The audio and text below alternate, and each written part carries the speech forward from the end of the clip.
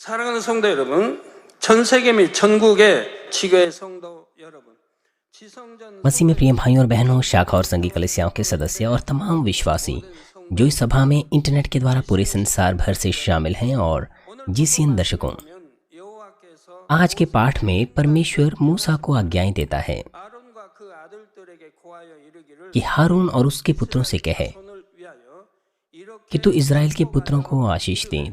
तो उनसे कहें कि प्रभु तुझे आशीष दे 너를 지키시기 और तेरी सुरक्षा करें।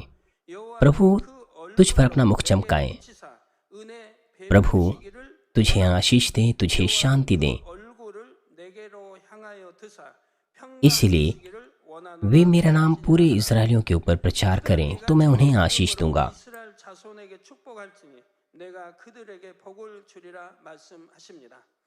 얼마나 좋으신 하나님이십니까? परमेश्वर कितना भला परमेश्वर है। 온갖 위험과 परमेश्वर अपनी संतान को हर प्रकार की आपदाओं से, दुर्घटनाओं से सुरक्षा देना चाहता है। वो अपनी बच्चों को आशीषें, अनुग्रह और शांति देना चाहता है। 언제나 오늘이나 परमेश्वर वही परमेश्वर है, कल, आज और हमेशा काल वाला परमेश्वर। 동일하니까 क्या आपने बहुत सारी आशीषें प्राप्त की हैं? 간증하십니다. आप में से बहुत सारे लोग मेरे पास आए थे, अपनी गवाहियां आपने बताई थी। आपने मुझसे कहा था कि मेरी दीर्घकालीन बीमारियां ठीक हो गई। 행복하게 간증하시는 모습을 볼 때마다 얼마나 जो बिजनेस पहले अच्छे नहीं चल रहे थे, अब वो ठीक चल रहे हैं। मेरे परिवार में सुसमाचार का प्रचार हुआ है। 차원이 달라졌다. मैं कितना अधिक धन्यवादी हुआ हूँ जब भी आपने अपनी गवाहियाँ मुझे बताई हैं। मैं और भी अधिक धन्यवादी हूँ, क्योंकि जो उत्तर पाने का आयाम आप प्राप्त करते हैं वो बदल गया है। ना केवल आप एक या दो समस्या के उत्तर पाते हैं, बल्कि बहुत सी समस्याओं के उत्तर पाते हैं। 나타나면 한두 इस प्रकार आपने अत्यंत परमेश्वर के कार्यों का अनुभव किया है। जब परमेश्वर के व्यापक कार्य प्रकट होते हैं तो केवल एक या दो नहीं, बल्कि कई प्रकार की समस्याएं एक ही बार ठीक हो जाती हैं। 우리 아버지 सभी माता पिता अपने बच्चों को उनकी इच्छा अनुसार देना चाहते हैं। अगर हो सकता है तो वो करते हैं। पिता परमेश्वर भी हर पहलू में हमें आशीष देना चाहते हैं। स्वस्थ आशीष, हमारी कार्यशालाएं, सब बातों में। 하시고요. 이런 아버지 सिर्फ बीमारियां ही नहीं, बल्कि वो आपकी सारी बीमारियों को ठीक करना चाहते हैं। और परमेश्वर के व्यापक कार्य, परमेश्वर के इस हृदय का एक प्रकटीकरण है। उसके व्यापक कार्य 이루면서 본격 इस कलीसिया में तब से शुरू होना शुरू हो गए जब मैंने परमेश्वर की मूल सामर्थ्य को 50% पूरा कर दिया था। बीते समय में आप में से कुछों को उत्तर प्राप्त नहीं हुआ, कुछों को कुछ समस्याओं के आधे उत्तर प्राप्त हुए। इसकी वजह क्या थी? 막고 있는 इसकी वजह यह है क्योंकि आपने पूरी तरह से मूल समस्या का समाधान नहीं किया था, जिसकी वजह से परमेश्वर का उत्तर आपके पास नहीं आता था। क्योंकि आपने एहसास नहीं किया था कि आपकी मूल समस्या क्या है। क्योंकि आप आशीषों को पाने की तैयारी में कमी रखते थे, इसीलिए आप उस सामर्थ्य को प्राप्त नहीं कर पाए। लेकिन अगर आप उत्तर नहीं भी प्राप्त कर पाए, आपको निराश होने की आवश्यकता नहीं। परमेश्वर के व्यापक कार्य निरंतर 우리 주님 오실 때까지 होते रहे हैं और निरंतर होते रहेंगे। आशीषें लगातार आती रहेगी जब तक प्रभु वापस नहीं आते। 여러분이 परमेश्वर आपका इंतजार कर रहा है, उन आशीषों को एकत्र किए हुए जो आपको वो उत्तर के रूप में देगा, उसके अनुसार जो कुछ आपने बोया और अब तक आपने प्रार्थनाएं की हैं। यदि आपने स्वर्ग में बहुत एकत्र किया है तो आप बहुत पाएंगे। वो उत्सुकता से आपसे कहीं ज्यादा इंतजार कर रहा है 생명의 재단의 कि आप उसकी आशीषों के लिए पात्र तैयार करें, क्योंकि आप उसके पास आए हैं। आपने जीवन का वचन सुना है और आपने वचन के अनुसार जीने की कोशिश की है। 의지하려고 कोई भी समस्या क्यों ना हुई हो, आपने संसार पर भरोसा नहीं किया, बल्कि केवल परमेश्वर पर भरोसा किया है।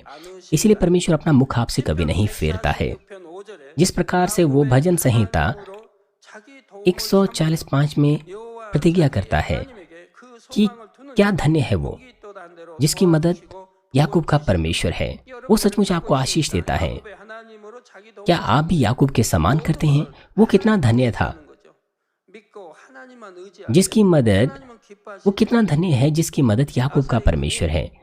임금이 된 दाउमे आप परमेश्वर पर भरोसा रखें, विश्वास रखें, वो आपको आशीष देगा। 조공을 받을 정도 राजा आसा वो परमेश्वर पर निर्भर रहा। जब वो राजा बना 세월이 तब उसका देश मजबूत देश बन गया था, लेकिन बाद में उसका हृदय बदल गया। वो संसारिक लोगों पर निर्भर होने लग गया, तो वो बीमार हुआ। 이렇게 이제 마음이 변질됩니다. उस वक्त उसको परमेश्वर पर भरोसा रखना चाहिए था, लेकिन यहाँ पर भी वो वैद्यों पर निर्भर रहा और फिर वो, 그래도 하나님을 의존해야 되는데 하나님 의존 जैसे कि बाइबल में लिखा है, मर गया। परमेश्वर प्रसन्न होता है जब आप केवल परमेश्वर पर भरोसा रखते हैं। 나오고 있습니다. 하나님만 의존할 때 우리 하나님 얼마나 기뻐하세요? 그래서 하나님으로 자기 도움을 삼으며 लिखा है कि क्या ही धन्य है वो जिसकी मदद परमेश्वर है, जिसकी आशा प्रभु यहोवा पर है। 여러분도 그렇게 जिन्होंने ऐसा किया है उन्होंने बड़ी आशीषें अब प्राप्त की हैं। 응답을 막고 있는 근본 यदि 원인만 आप मूल समस्या को समाधान करें जिससे उत्तर आने में समस्या आती है, 해결해 주시기 तो फिर परमेश्वर आपकी उस समस्या को सुलझा देगा जो आप कभी नहीं सुलझा सकते। आज से कुछ सप्ताहों तक मैं आपको बताऊंगा कि मूल समस्या क्या है, ताकि आप समझने में मदद प्राप्त कर सकें। संदेशों के द्वारा मुझे आशा है कि आप साफ रूप से एहसास करें कि मूल समस्या क्या है, उसे सुलझाएं और व्यापक आशीषें प्राप्त करें। 우리 성도님들 모두가 मैं आपको ये संदेश 수십 번, 수백 번이라도 दर्जनों बार, सैकड़ों बार देना चाहता हूँ, 정입니다. सिर्फ इसलिए कि आप आशीषें प्राप्त कर सकें। 내가 이번에는 मैं आपसे विनती करता हूँ कि आप संदेशों को 행복하게 अपेक्षाओं के साथ और आनंद के साथ सुने, यह सोचते हुए कि मैं निश्चित रूप से आशीषें प्राप्त करूंगा। 말씀하실까요? कृपया मेरी बात दोहराएं। आशीषें मेरी है। 이미 응답받은 분들도 더 आप में से वो लोग जिन्होंने उत्तर प्राप्त कर लिए हैं, कृपया बड़ी आशीषों की अपेक्षा रखें। 시청자분들도 말씀을 잘 듣고 चर्च के सदस्य या टीवी दर्शक अगर सही से इन संदेशों को सुने, इस पर चले, तो व्यापक आशीषें आपके ऊपर आएंगी, समय और दूरी को मिटाते हुए। मुझे आशा है कि आप तमाम प्रकार की समस्याओं के समाधान अपने जीवन में प्राप्त करें 사시기를 और खुशी के साथ 무엇보다도 आशीषें उमड़ती हुई अपने जीवन में प्रभु के आने तक प्राप्त करें। और उससे भी बढ़कर सबसे उत्तम आशीषें आप प्राप्त करें, अपने प्राण की उत्तमता, उसकी समृद्धि 주님의 이름 और नई यरूशलेम में भविष्य में सदा सदा काल के लिए सच्ची आशीषों का आनंद ले सके। प्रभु के नाम से मैं प्रार्थना करता हूँ। मसीह में प्रिय भाई और बहनों, मूल समस्या क्या है? हमारे जीवन में हर समस्या, चाहे बीमारी हो, आर्थिक समस्या हो, घर में समस्या हो, 여러분들은 영의 उनकी जो जड़ें हैं वो आत्मिक कारण है, क्योंकि आप आत्मिक संसार को जानते हैं। जब आप किसी समस्या, आजमाइश या 사고가 생겨 किसी कलेश का सामना करते हैं, बीमारी का सामना करते हैं, या कुछ भी क्यों ना हो, 영적으로 आप आत्मिक रूप से उसे सुलझाने की कोशिश करते हैं, शारीरिक रूप से नहीं। अगर आप आत्मिक दृष्टिकोण से उसे देखें तो निश्चित रूप से कोई समस्या होती है। परमेश्वर के बीच और आपके बीच में वो दीवार होती है। आपको उस दीवार को तोड़ना होता है तो समस्या सुलझ जाती है। शारीरिक रूप से उसे सुलझाना मुश्किल है, लेकिन आत्मिक रूप से असंभव भी संभव हो जाता है और संभव और भी अधिक समृद्ध हो जाता है। 됩니다.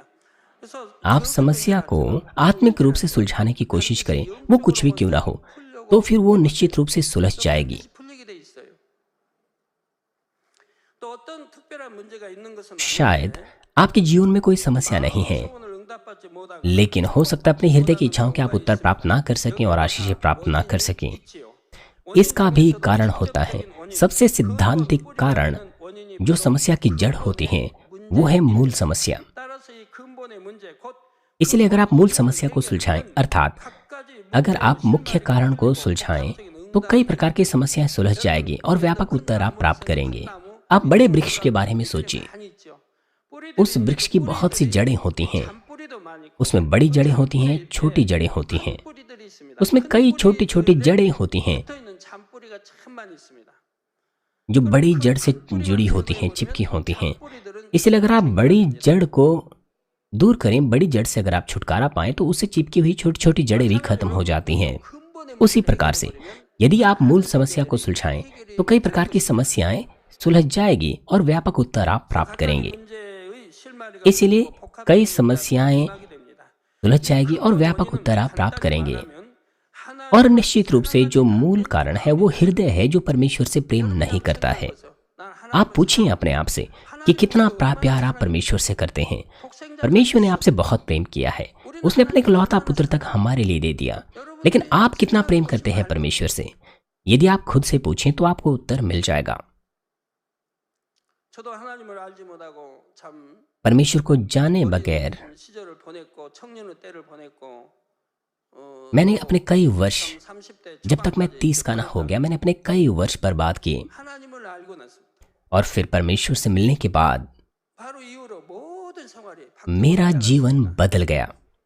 7년 동안 जैसे ही मैं परमेश्वर से मिला, मैंने चंगाई प्राप्त की 모두 치료 और मेरे परिवार की 가정의 문제 뭐 물질 तमाम 뭐 आर्थिक समस्याएं 문제 모든 해결되고 वो सब सुलझ गई। 되죠. 하나님을 사랑함으로 모든 문제가 해결이 됐습니다. परमेश्वर से प्रेम करने के द्वारा मेरी सारी समस्याएं सुलझ गई। आप पर भी यही लागू होता है।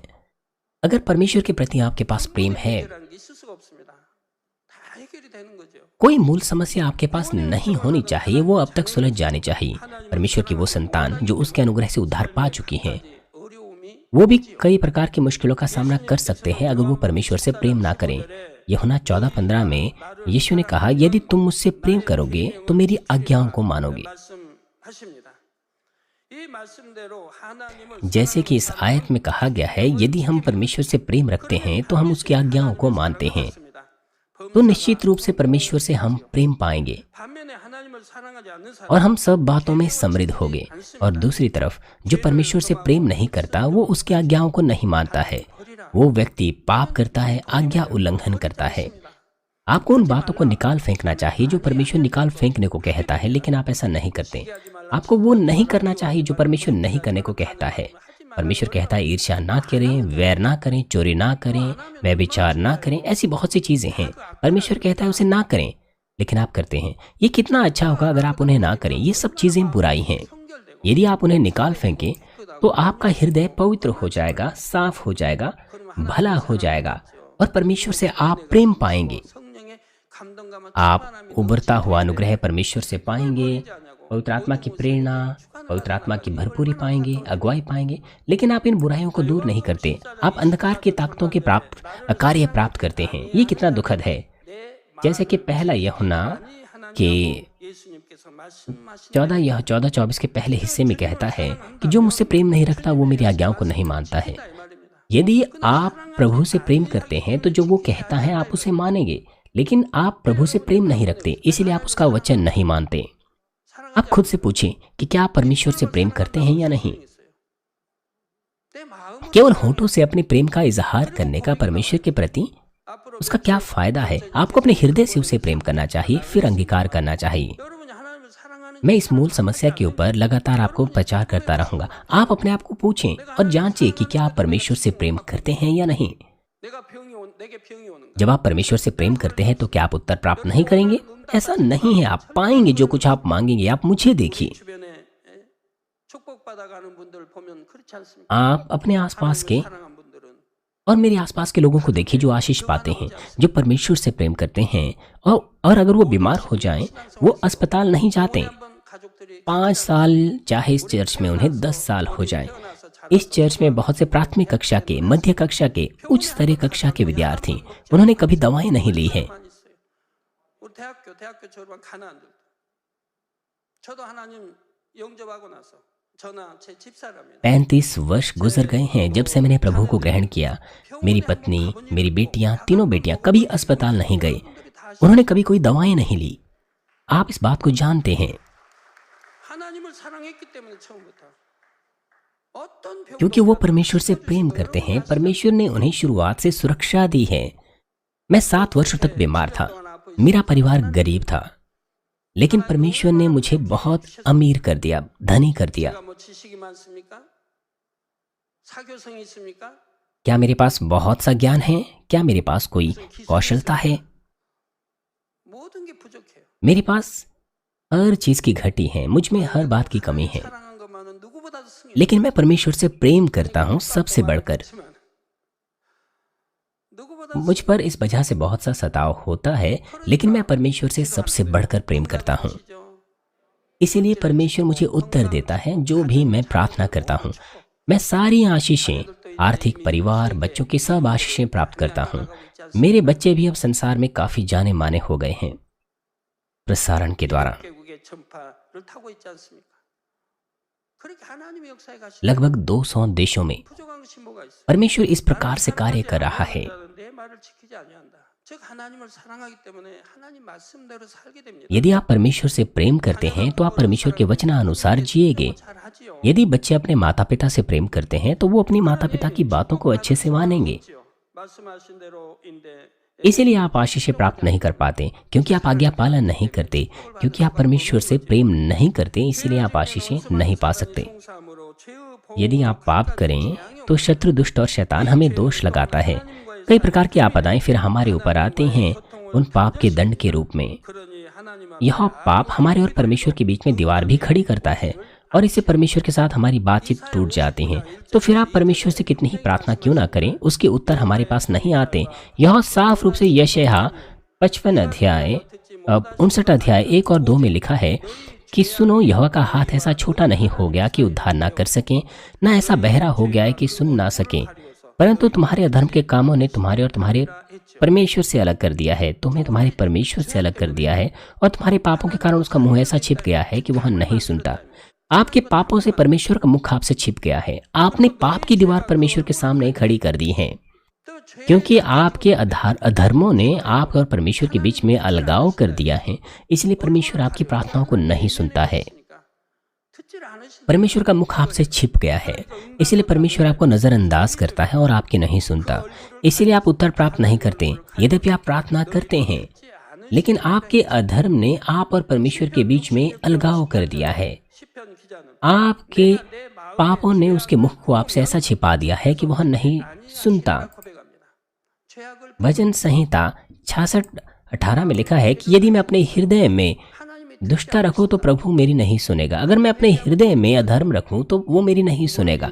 इसलिए आपको पश्चाताप करना चाहिए, मन फिराना चाहिए। अगर आप किसी से बैर रखते हैं तो परमेश्वर आपसे प्रसन्न नहीं होता। अगर आप किसी से जलन रखते हैं, बैर रखते हैं, किसी का न्याय करते हैं, निंदा करते हैं, ये सब चीजें बुराई हैं।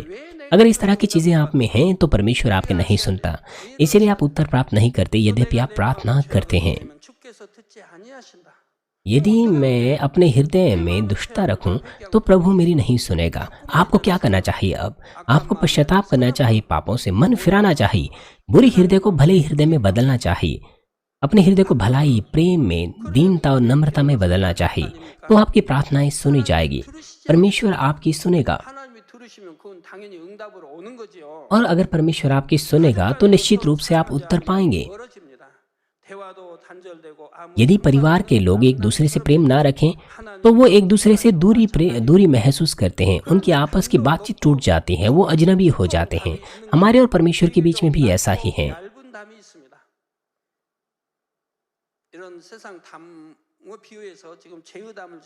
मैं पाप की दीवार को मैं आपको पाप की दीवार के बारे में बता रहा हूँ। कुछ दीवारें बड़ी होती है, कुछ छोटी होती हैं। मैं पाप की दीवार की तुलना शारीरिक दीवार से कर रहा हूँ। यदि आप पूरी तरह से परमेश्वर से प्रेम करें, सिद्धता से परमेश्वर से प्रेम करें, तो कोई पाप आपके पास नहीं होगा। यदि आप परमेश्वर को प्रसन्न करें तो फिर आपका पाप से कोई लेना देना नहीं है, और आप चिन्हों, आश्चर्य कर्म और परमेश्वर की सामर्थ्य को प्रकट कर पाएंगे। जो मूल समस्या है, मुख्य रूप से वो दो श्रेणियों में बांटी गई है। पहली पाप की दीवार होती है गंभीर पाप। कुछ पाप गंभीर पाप होते हैं और कुछ पाप हल्के पाप होते हैं। ज्यादातर पाप परमेश्वर क्षमा कर देता है यदि आप उनसे अपने ईमानदार हृदय से पश्चाताप करें। जब हम सच्चे हृदय से पश्चाताप करते हैं तो परमेश्वर कहता है कि वो उन्हें स्मरण नहीं रखेगा। लेकिन जो गंभीर पाप होते हैं वो परमेश्वर की विरोध करना होता है, परमेश्वर का क्रोध भड़काना होता है, जो आसानी से क्षमा नहीं होते। बाइबल हमें कहती है कि हमें उन पापों को नहीं करना चाहिए। शरीर के काम कुलुस्सियों 5 में लिखा है, जो आप स्वयं से पढ़ें, वो शरीर के काम है। गलातियों 5 में और इब्रानियों 6 अध्याय में भी वो पाप लिखे गए हैं।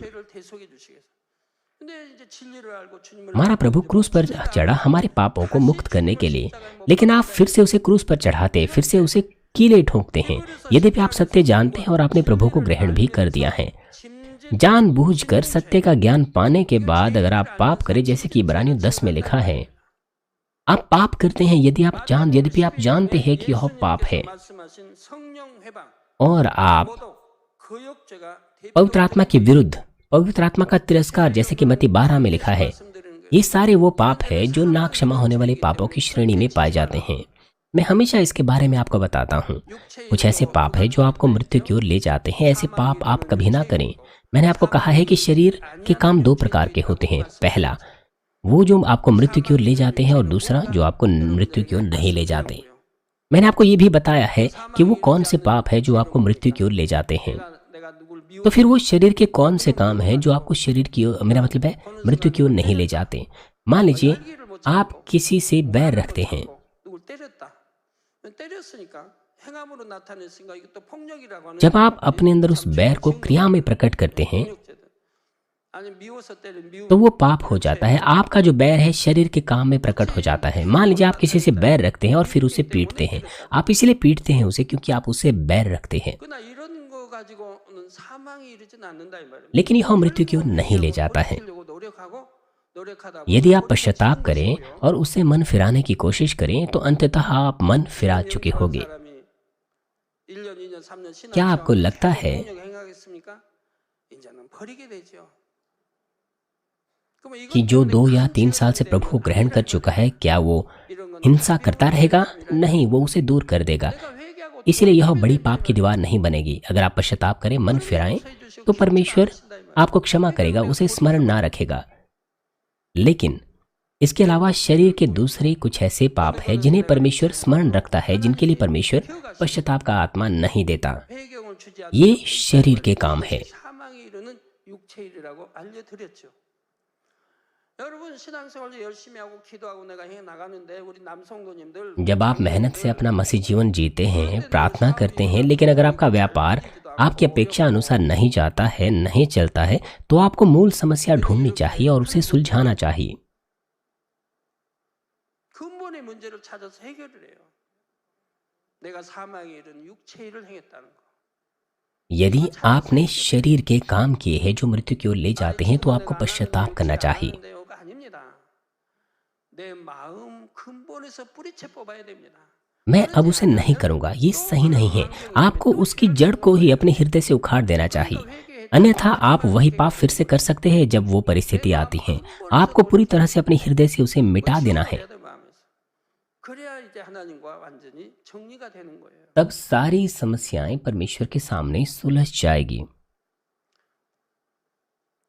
그 사망 이른 죄 십자가에 현재의 주님을 십자가에 शरीर के कार्य, प्रभु को फिर से क्रूस पर चढ़ाने वाले पाप, इच्छा से करने वाले पाप, सत्य का ज्ञान होने के बाद भी, 사망 이르는 और पवित्र आत्मा के विरुद्ध बोलना, उसका तिरस्कार करना, उसका विरोध करना, इस तरह से जो मृत्यु की ओर ले जाने वाले शरीर के काम करते हैं वो स्वर्ग के राज्य के वारिस नहीं होंगे, अर्थात वो उद्धार प्राप्त नहीं करेंगे। 하나님 말씀을 바로 가리켜 आज संसार में बहुत सारी कलीसियाएं हैं।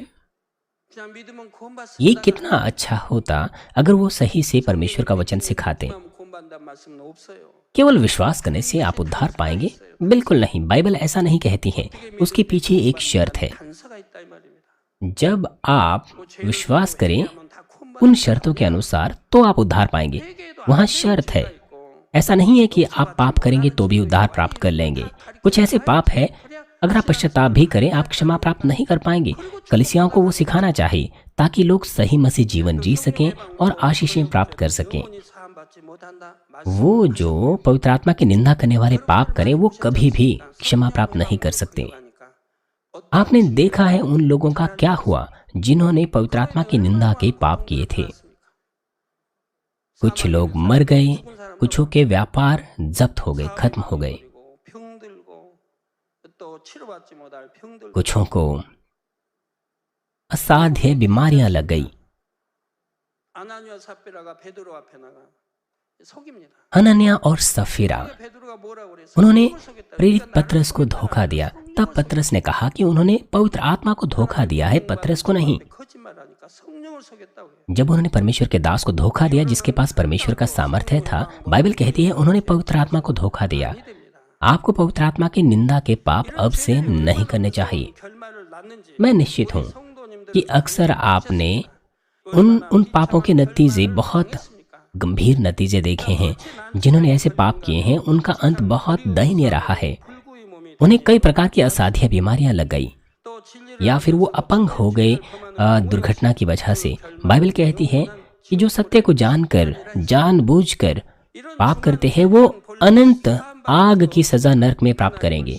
आधारित रूप से कहें ये वो गंभीर पाप है जो क्षमा नहीं हो सकते। 막는 죄이기 때문입니다. 이런 죄를 ये पाप इतने गंभीर है कि जो परमेश्वर के विरुद्ध अत्यंत हो चुके हैं, जो प्रभु को फिर से क्रूस पर चढ़ाते हैं, इसीलिए वो पश्चाताप का आत्मा प्राप्त नहीं करते, इसलिए वो क्षमा प्राप्त नहीं कर सकते हैं और उद्धार प्राप्त नहीं कर सकते।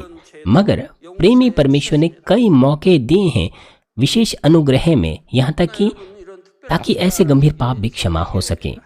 यहाँ तक कि जब परमेश्वर हमें विशेष अवसर देता है कि हम पश्चाताप करें, कुछ लोग ऐसे में भी क्षमा प्राप्त नहीं करते। जिन्होंने पूरी तरह से क्षमा, मेरा मतलब है पश्चाताप किया, उन्होंने क्षमा प्राप्त की, लेकिन कुछ ऐसे पाप जो मुझसे संबंधित थे, तो उन्हें वो समस्या पहले सुलझानी चाहिए थी। मेरे साथ उस समस्या को सुलझाना चाहिए था, तब पश्चाताप करना चाहिए था। बाइबल क्या कहती है? बाइबल कहती है कि सबसे पहले भेंट अपनी वहीं छोड़कर अपने भाई से संयोग कर ले, तब तेरी भेंट ग्रहण की जाएगी। इससे न्याय की शर्त पूरी होती है, तब परमेश्वर उन्हें उद्धार पाने का अनुग्रह देता है। अपनी समस्याओं का, पारिवारिक समस्या, बीमारी, आपको इन तमाम समस्या को सुलझाना चाहिए जो इन गंभीर पापों से आती हैं। सत्य को सुनने के बाद पश्चाताप करना चाहिए आपको, लेकिन आप उन समस्याओं को नहीं सुलझा पाए क्योंकि आप उन पापों से पश्चाताप नहीं कर पाए। दूसरे शब्दों में, क्योंकि आप पाप की दीवार को परमेश्वर के सम्मुख नहीं तोड़ पाए, इसलिए आप समस्या नहीं सुलझा पाते हैं। आप में से वो जिनकी समस्या अभी नहीं सुलझी हैं, मेरा मतलब है कुछ लोग तो चंगे हो गए। जब लोगों ने विदेशों से अपनी तस्वीरें भेजी और मेरी प्रार्थनाओं को ग्रहण किया, तो वो चंगे हो गए। हालांकि उनकी बीमारियां असाध्य कैंसर थे, अंतकारी कैंसर थे, वो चंगे हो गए। लेकिन आप क्यों नहीं चंगे हुए? यद्यपि आप इस चर्च में हैं, आपको मूल समस्या ढूंढनी चाहिए, उसका समाधान करना चाहिए। जितनी बड़ी और मोटी पाप की दीवार होगी, उतना ही मुश्किल उसे तोड़ना होता है। आपको कलेश महसूस होता है, आपको दर्द की पीड़ाओं से गुजरना पड़ता है। आप में से वो जो पवित्र आत्मा से एक समय में भरे होते थे, अब नहीं है। आपके मुख से आपका आनंद चला गया है। आपको जल्दी ही पश्चाताप करना चाहिए। लंबे समय तक ऐसे रहने से क्या फायदा है? जब आपको अवसर मिले, तुरंत आपको पश्चाताप करना चाहिए।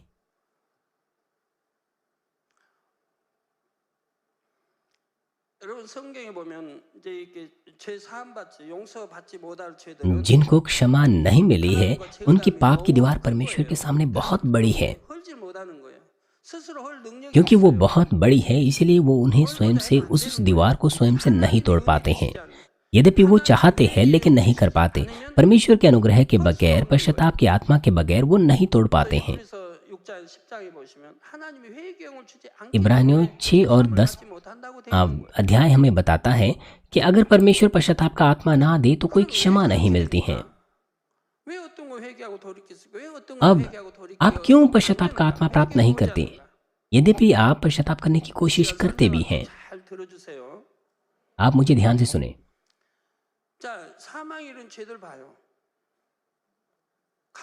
आप शरीर के कामों के बारे में सोचिए जो मृत्यु की ओर ले जाते हैं। वे छोटे छोटे पापों से अलग होते हैं। लोग जानबूझकर पाप करते हैं, यद्यपि वो जानते हैं कि वह पाप है। सबसे पहले तो आपको बहुत दुख होता है कि आप आकाश की ओर तक नजर नहीं उठा पाते। ऐसे लोग चरवाहे से और परमेश्वर से खुद को छिपाते हैं। वो डरे हुए होते हैं, लेकिन जब वो लगातार पाप करते हैं, बार बार पाप करते हैं, तो उन्हें डर लगता है। उनकी जो शर्म है वो जाती रहती है। शुरुआत में तो डर की वजह से वो खुद को छिपाते हैं, लज्जा की वजह से खुद को छिपाते हैं, लेकिन जब वो लगातार पाप करते हैं, तब वो शर्म तक उन्हें नहीं आती है। फिर वो अपने पापों को एहसास नहीं करते, फिर वो लगातार उन्हें करते हैं। वो जो आदत से दूसरों को मारते हैं, वो जो अपने साथी से वाद विवाद करते हैं, उन्होंने शादी इसीलिए की क्योंकि वो अपने पति पत्नी के बगैर नहीं रह पाते थे। लेकिन अब उनका हृदय बदल गया है। जब वो अपने पति या पत्नी को पीटते हैं, तो वो उसे बार बार दोहराते हैं, एक बार, 2 बार, फिर वो और तेज और जोर से पीटते हैं और जोर से मारते हैं। जब वो पहली बार ऐसा करते हैं तो उन्हें दुख होता है, लेकिन बाद में उन्हें दुख नहीं होता, उन्हें कोई शर्म नहीं आती। वो इस तरह से हिंसा करते हैं और बाद में फिर उनके तलाक हो जाते हैं।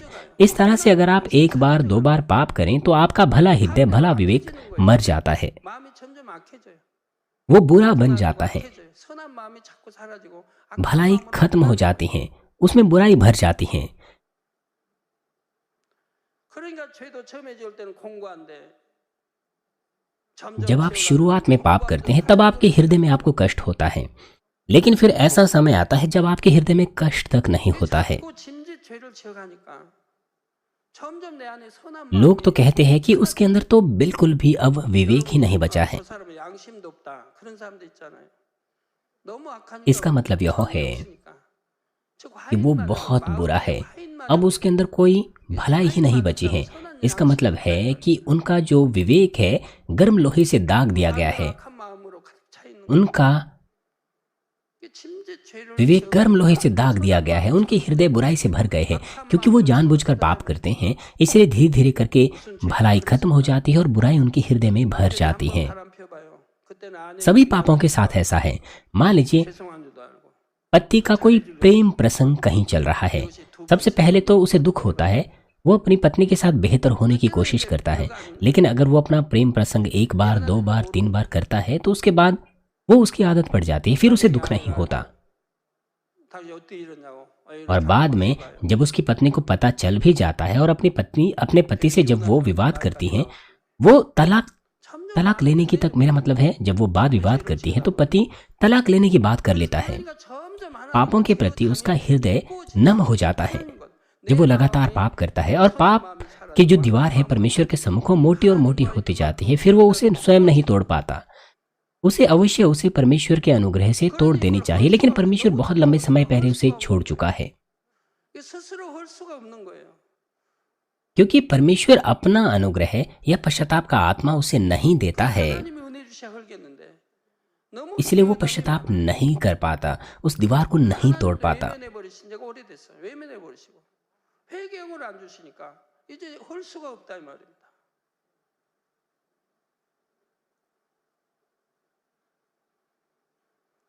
그러니까 그러하기 전에 돌이켜야 되는 것이라. इसीलिए आपको ऐसा होने से पहले ही मन फिरा देना चाहिए। 회개하지 않고 담고 आपको ऐसा होने से पहले पश्चाताप करना चाहिए, मन फिराना चाहिए। लेकिन अगर आप पश्चाताप ना करें और पाप करते रहें तो इससे आपकी पाप की दीवार मोटी और मोटी होती जाएगी। यद्यपि आप सत्य का वचन सुनते हैं, लेकिन आपका हृदय बुरे हृदय से भरा हुआ है। 그런 것들이 자꾸 आप न्याय करते हैं, आप निंदा करते हैं, शरीर के कामों को दूर करने के बजाय, 그래서 양심이 화인마저 버리기 때문에 스스로가 회개할 수가 없는 क्योंकि आपके विवेक को गर्म लोहे से दाग दिया गया है। इसीलिए आप स्वयं से पश्चाताप नहीं कर पाते। आप करने की कोशिश करते हैं, लेकिन आप होठों से ही करते हैं, अपने हृदय की गहराई से नहीं। आप अपने बच्चों के बारे में देखें, 정지시키고 안 हा게 하면 जब उन्हें इंटरनेट की गेम खेलने की लत लग जाती है, जैसे ही वो शुरू करते हैं तो आपको उन्हें रोकना चाहिए। लेकिन जब वो बार बार खेलते हैं तो फिर उनको लत लग जाती है, 그때는 끊으려고 해도 안 되잖아요. 본인이 और उसके बाद अगर वो कोशिश करते हैं उसे छोड़ने की, वो नहीं छोड़ पाते।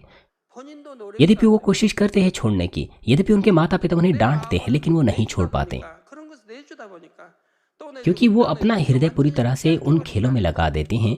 उनका हृदय फिर पूरी तरह से 스스로가 할 수가 없더라고요. उन गेम से भर जाता है, वो खुद को नियंत्रित नहीं कर पाते हैं। फिर 담배 중독 마찬가지고 술 중독 다 마찬가지죠. 그러니 하나님도 회개 धूम्रपान करना, शराब पीना, उसकी लत के साथ भी ऐसा ही है। परमेश्वर पश्चाताप का आत्मा नहीं देता, इसलिए ऐसे लोग स्वयं से पश्चाताप नहीं कर पाते। 있기 때문에 उन्हें पश्चाताप का आत्मा मिलना चाहिए और उन्हें अपने हृदय की गहराई से पश्चाताप करना चाहिए, मगर उनका हृदय 없는 거예요. भलाई से दूर है। यद्यपि वो अपने होठों से तो पश्चाताप करते हैं, लेकिन जो सच्चा हृदय उनके भीतरी हृदय से 때로 그런 नहीं आता है, क्योंकि पश्चाताप का आत्मा उन्हें नहीं दिया जाता है। इसलिए आपको इस सीमा तक कभी नहीं पहुंचना चाहिए, 말씀을 들어서 이 죄들이 얼마나 하나님 क्योंकि आपने बहुत से संदेशों को सुन लिया है, इसलिए आप अच्छे से जानते हैं कि ये पाप 그런데 왜 회개한다? परमेश्वर का कितना बड़ा क्रोध और प्रकोप भड़काते हैं और इनका नतीजा कितना खराब है। 회개를 하지 못했기 때문에 लोग क्यों इस तरह के पापों से पश्चाताप नहीं करते? इसीलिए क्योंकि उनका पश्चाताप उनके भीतरी हृदय से नहीं आता। यदि आप पश्चाताप करें फिर बार बार वही पाप करें तो इसका मतलब है कि आपने सच्चे हृदय से पश्चाताप नहीं किया है। और कुछ ऐसे लोग हैं 아직 회개 कि हो सकता है कुछ लोग वही पाप बार बार ना करें, लेकिन परमेश्वर हर व्यक्ति के हृदय भीतरी हृदय को अलग अलग रूप से देखता है। उनका पश्चाताप सच्चा पश्चाताप नहीं होता, इससे उनकी पाप की दीवार और भी बड़ी होती जाती हैं। सच्चे पश्चाताप का कोई ना कोई प्रमाण होगा। उसका प्रमाण है अपने हृदय को पूरी तरह से पश्चाताप में डालना और अपने पापों का अंगीकार करना। मैं आपको अगले सत्र में बताऊंगा कि कैसे अपने हृदय को पूरी तरह से पश्चाताप में डालना होता है। कृपया इस बात को ध्यान रखें। मैं निरंतर आपको कुछ सप्ताहों तक इसके विषय में बताता रहूंगा। कृपया जो कुछ आप सुनते हैं उसे ना भूलें, उसे ध्यान में रखें और परमेश्वर के सम्मुख अपनी पाप की दीवार को ढूंढें और एक एक करके उन दीवारों को तोड़ दें। यदि आप लगातार ऐसा करते रहेंगे तो फिर मूल समस्या को सुलझाने का मार्ग भी खुल जाएगा। मुझे आशा है कि तमाम मानवीय के सदस्यों का परमेश्वर के सम्मुख कोई पाप की दीवार ना हो। मुझे आशा है कि आप केवल और केवल प्रार्थना को ग्रहण करने के बाद आशीष ही प्राप्त करें।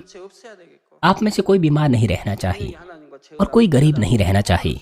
मुझे आशा है कि अगर कोई पाप की दीवार आप पाएं तो उसे तोड़ दें और आप आशीष पाएं जब आप आशीषों की प्रार्थना ग्रहण करते हैं और प्रार्थना के दौरान आप उत्तर प्राप्त कर सके, अपनी समस्या का समाधान पा सके। आइए संदेश पर सोचते हुए सभी लोग साथ मिलकर प्रार्थना करेंगे। 응답과 축복의 하나님 첫 번째 귀한 말씀 통해서 우리 근본 문제 원인이 아버지 우리가 중요한 죄로 인해서 담이 오는 경우가 있다고 했습니다.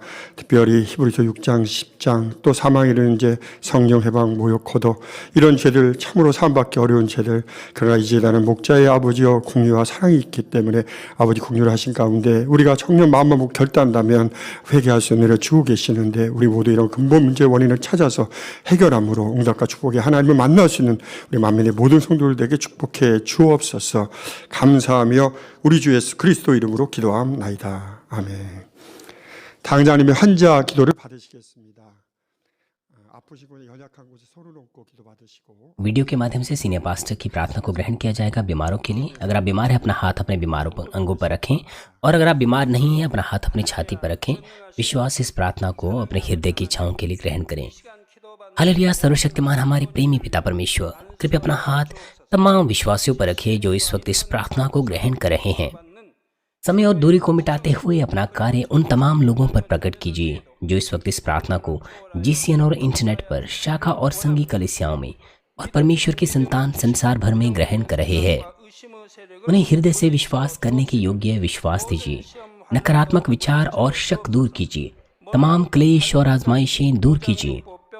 सिर से लेकर पैर तक सभी अंदरूनी अंग, कोशिकाएं, उत्तक और तंत्रिकाएं और जो भी बीमार अंग है उन्हें पवित्र आत्मा की आग के द्वारा झुलसा दीजिए और मूल ज्योति के द्वारा।